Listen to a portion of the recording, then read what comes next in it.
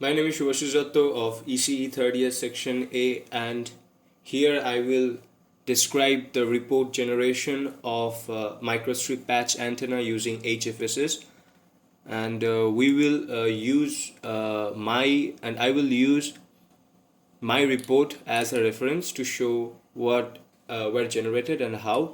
At first, this is the model, of course, so I am just going to remove this outer box because this is not part of our experiment, and for that we just have to remove this red box.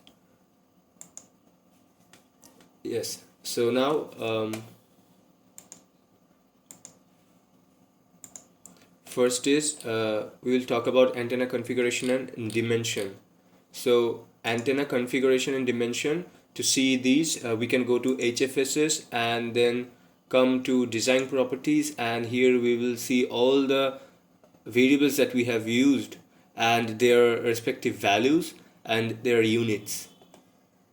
Also, if we want, we can see the various components that we have used from here, and on clicking here we can also see their individual dimensions. So this is one part. The second part is S11 reflection coefficient.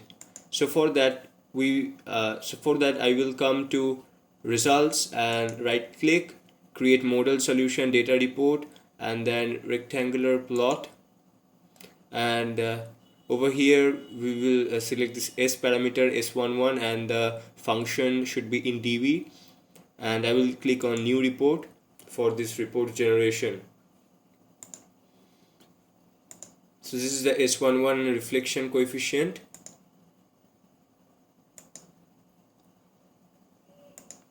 And now to find the antenna bandwidth and the upper cut off frequency, lower cut off frequency, resonant frequency, what we will do is over here we can add marker at this maxima and the minima.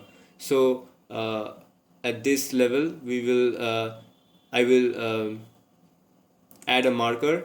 So going to marker and add marker, one over here and another over here and another over here at the minima. So this is M1, M2 and M3, and their corresponding X and Y values are given here. So since M1 and M2 lies in this line, we will see which one of these have the maximum value, and as M2 have the maximum value than M1, so M2 is the highest cutoff frequency, M1 is the lowest cutoff frequency. The difference between M2 and M1 gives us the antenna bandwidth.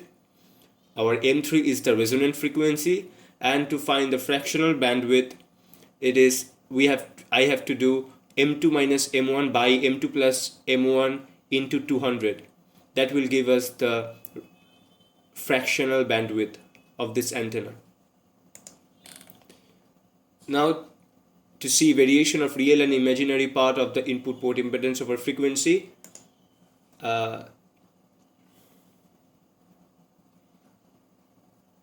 again I will come to results and then go to create model solution data report and rectangular plot, and in here I will come to Z parameter, and then I will click this imaginary and the real function, and then click on new report, and our new report will be generated, which will show our real and imaginary part of the input port impedance. These are done individually, but when done together, something like this will come on our graph. Then we have the E field, electric field current distribution, and the magnetic field distribution. So for that, here is a model. To generate the field distribution, we will come to field overlays, click on it, go to plot fields, and then E, we can see the magnitude of E. So it says the geometry must be selected. So let's select this, and then field overlays, plot fields, E, magnitude of E. Here magnitude of E is checked, and now click on done, and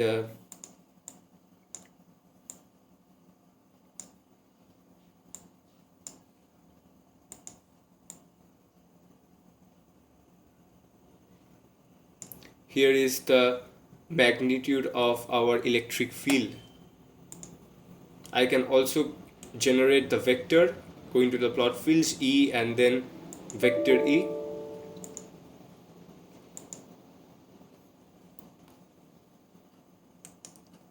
Plot fields E and then vector E. Vector E is checked. Now open.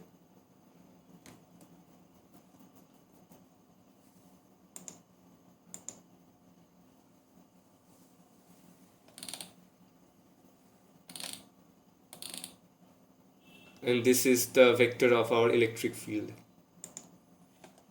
Now to generate the same for our magnetic field, I will come again to field overlays and do the same procedure for the H. First magnitude of H.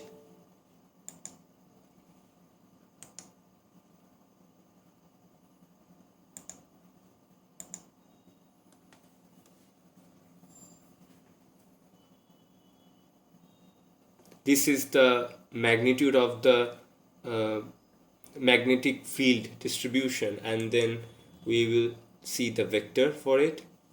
So first select the geometry and then field overlays, plot fields H and vector H.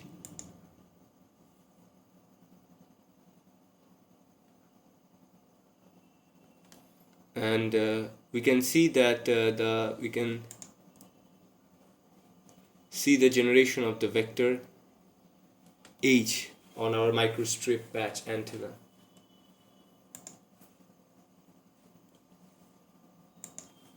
And then we can see the 3D polar plots of our model. So for that, click on here, and this is our 3D polar plot. This is 3D polar plot 1, this is plot 2, and this is plot 3. We can also see the radiation pattern by this radiation pattern 1, and we can see this radiation pattern of our patch antenna to get a clear perspective of the pattern. And then finally, to see the to see the port impedance, we will come to the analysis and then go to setup 1 and then come to matrix data, and here we have few options like S matrix, gamma, Z0, Y matrix, Z matrix. To see the characteristic impedance, we can click on Z0, and here our port impedance is 50.387 ohm. We'll close it, and also in the results, if you can do rectangular plot and then select port Z0, click on new report, then we will have our characteristic input graph generation. So this is it. Thank you.